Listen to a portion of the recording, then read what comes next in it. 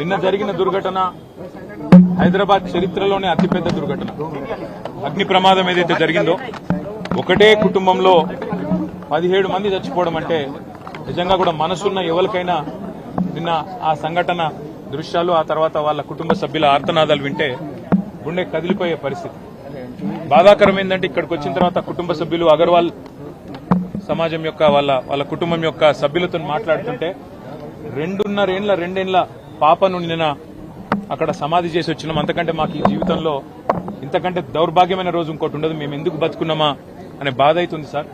మేము ఎవరిని నిందిస్తలేము, ఎవరిని ఏమంటలేము. కానీ ఇక్కడ అగ్ని ప్రమాదం జరిగిందని చెప్పంగానే ఏ ఫైర్ బ్రిగేడ్ అయితే వచ్చిందో అది నీళ్లు లేకుండా అరకొరగా వస్తే లాభమైంది, వసతులు లేకుండా వస్తే లాభమైంది. వచ్చిన ఆ ఫైర్ సర్వీస్ వాళ్ళు కూడా మాకు మాస్క్ లేదు కాబట్టి లోపలికి పోలేకపోతున్నామంటే ఇంతకంటే అన్యాయం ఉంటుందా?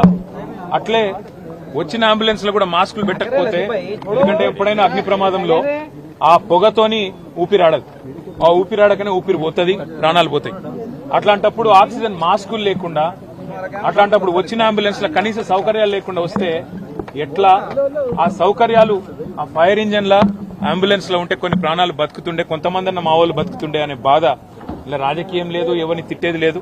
కానీ ఒకటి మాత్రం వాస్తవం, ఇంత లాపర్వా ఉంటే మాత్రం ప్రజల ప్రాణాలు మల్లబోయే ప్రమాదం ఉంది. వాళ్ళు ఎంత గొప్ప వాళ్ళంటే ఒకటే కుటుంబంలో 17 మంది చచ్చిపోయినాక కూడా వాళ్ళు అంటున్న మాట ఏంది ఇక్కడికి వచ్చినాకంటే ఎవరిని తిడతలేరు, వాళ్ళు రాజకీయం చేస్తలేరు, ఎవరిని ఫలానా వాళ్ళు మంచోళ్ళు కాదు చెడ్డోళ్ళు అంటలేరు. మాకు ఇక్కడుండే హిందువులు సాయం చేసిండ్రు, ఇక్కడుండే ముస్లింలు సాయం చేసిండ్రు, అందరు వచ్చిండ్రు, అందరు సహాయపడ్డారు, అందరు కాపాడిండ్రు. కానీ మాకు జరిగింది ఇంకొకరికి జరగద్దు. కనీసం ఇప్పుడన్నా ప్రభుత్వం మేల్కొనాలే, ఇప్పుడన్నా ముందుకొచ్చి ఈ రాష్ట్రంలో ఈ నగరంలో మళ్ళొక్క ప్రాణం ఫైర్ యాక్సిడెంట్ లో పోకుండా కాపాడండి సార్. మాకు అంతకంటే ఏమొద్దు. దయచేసి మీరు వచ్చిండ్రు సంతోషంగా, భవిష్యత్తులో ఇట్లా కాకుండా చూసుకోండి అని ఒకటే ఒక్క మాట వాళ్ళు చెప్తున్నారు.